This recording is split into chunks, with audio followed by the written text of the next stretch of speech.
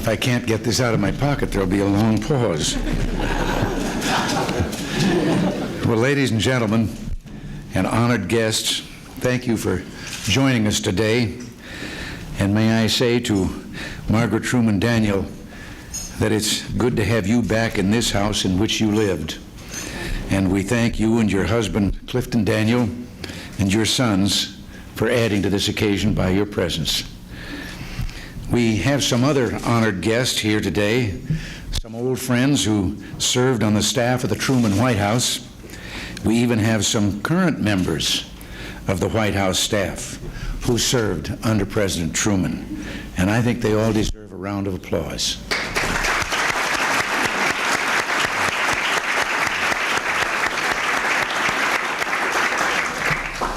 We are here today to honor Harry S. Truman.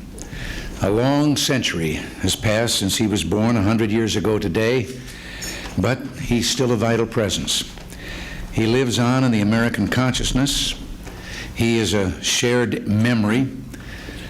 Harry Truman in the pearl gray Stetson and the light gray suit and the round-rimmed glasses and the walking stick. Harry Truman on his morning stroll, the brisk cadence of his walk matched by the blunt rhythm of his speech. Plain spoken, plain talking, no nonsense Harry. Little Harry, some people called him when he first took Roosevelt's place. Little man, they called him the day FDR died. Funny that little Harry looms so large in our memories. He was in many ways the quintessential American. He was a patriot. He loved his country. He was an unpretentious man who esteemed common sense and common wisdom. And he was most American in this.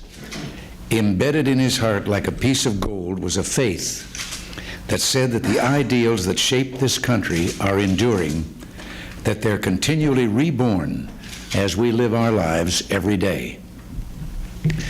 Once at a White House luncheon, very much like this one, a big lunch with the leaders of his party in attendance, Harry Truman was criticized for one of the many good but controversial things that he'd done. He had recently put forward a 10-point plan to outlaw racial segregation. And a Democratic committeewoman from Alabama stood up and said, "Mr. President, I want to take a message back to the South. Can I tell them you're not ramming miscegenation down our throats?" Harry Truman looked at her, and then he recited the Bill of Rights. And when he was done, he said, "I'm everybody's president. I take back nothing of what I propose, and I make no excuse for it." A White House waiter became so excited listening to the argument that he accidentally knocked a cup of coffee out of the president's hands. He was born in the center of the continent. Lamar, Missouri was farm country, and as a young man, Harry worked the family farm. It was a hard life, up at the first light working the fields. But there must have been a part of Harry Truman that even then was working on silent dreams. The summer of 1912, he kept stomping his plow and walking into town to go to the telegraph office to keep up with what was happening at the Democratic Convention. He had great hopes for Woodrow Wilson. He left the farm to fight in the First World War. And a month after he landed in France, they made him a captain and put him in charge of a battery that had already broken 4 commanders. Captain Truman called the sergeants and corporals together and said, "It's not my job to get along with you. It's your job to get along with me. And let me know if you don't think you can, so I can bust you back right now." They knew they had a leader. They adored Captain Harry for the rest of their lives, and many of them were still writing to him when he lived in this house. When he returned to the States, he made what I suspect he would call the most important decision of his life. He married his beloved Bess. She was, in the deepest sense, his soulmate, as Margaret was his joy. He opened a haberdashery in Kansas City, did well for a while, and then lost everything. He refused to declare bankruptcy and spent the next 15 years working off his debts. Harry Truman's life found its true purpose when he went into politics. History records his first political job. He was appointed postmaster of Grandview, Missouri. But he passed the job on to a widow who needed the money. On the day he became president, he said, "I felt like the moon, the stars, and all the planets had fallen on me." And in a way they had.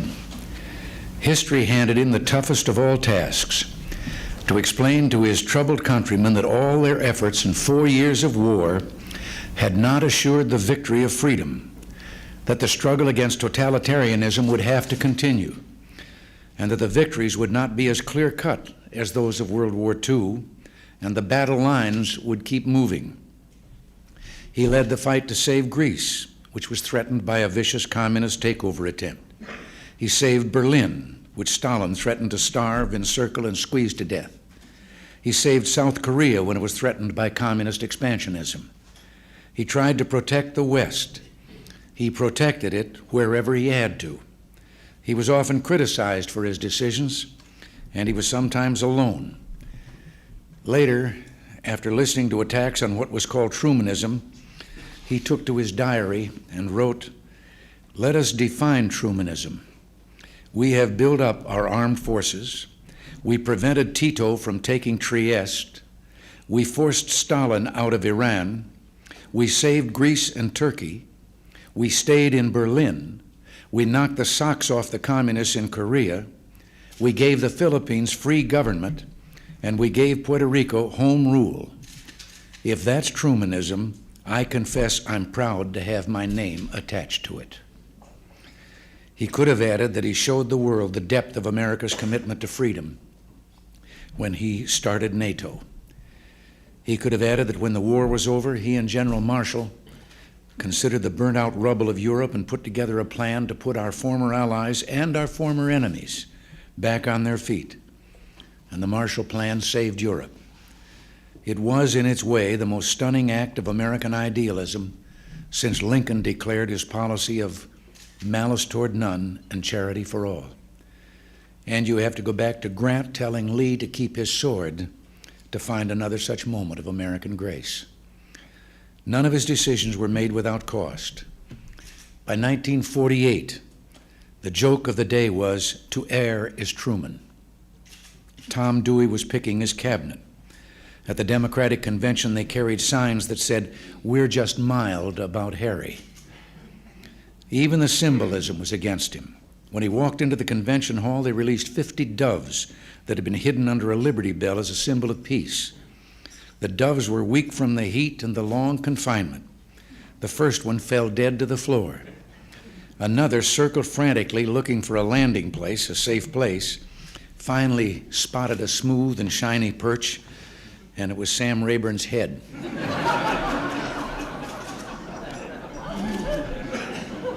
Truman recounted the scene for years and couldn't control his laughter. Harry Truman won the nomination and went to the people on a whistle-stop tour, going from point to point throughout the country and bringing his message, explaining what he was doing and why, and how the Congress was thwarting his efforts. Everyone knew he'd lose. The commentators said so, and the polls and the politicians. But a funny thing happened. Everywhere his train went, the people went, thronging the platforms and spilling onto the grass and the sidewalks. They cheered him on. "Give 'em hell, Harry," they'd say. "Pour it on." And Truman said, "I never give 'em hell. I just tell the truth, and they think it's hell." I have, if you'll permit me, a personal recollection. It was in California, and I was just a Hollywood character at the time, and he came to Hollywood to speak at an outdoor rally in one of those dirt tracks for the midget automobile races that were so popular at the time. And Georgie Jessel, whom I believe my memory is correct, it was Harry Truman had named him as the Toastmaster General of the United States, and I rode in the open car to that meeting in the back seat with President Truman. Open car. Those were a different time than they are today. But I remember on the way over, he and Jessel had known each other for quite some time, and George was asking him, because this was when all the talk was going of how he was conducting a lost cause. And George asked him about the election. And I shall never forget that, not as a kind of a campaign declaration or anything else, just very quietly, Harry Truman said, "George, I'm going to win." And he just said, "I've been out and across the country," and he said, "Believe me, I'm going to win re-election." And had occasion to remember that a few months later. Election night, the returns came in, and when it was over, Harry Truman had won by 2 million votes. He held aloft a newspaper headline, smiled his great smile, and gave us a picture we'll never forget, because there just aren't that many photographs of greatness triumphant. Well, that's the way a lot of us remember him, and that's where I'll end my remarks. But I ask you to join me in a toast to his memory. 100 years ago today was born Harry S. Truman, first child and eldest son of John and Martha Truman of Independence, Missouri. He was a great man, a patriot, an idealist, and he understood the world. May the heartland of this country ever yield his kind.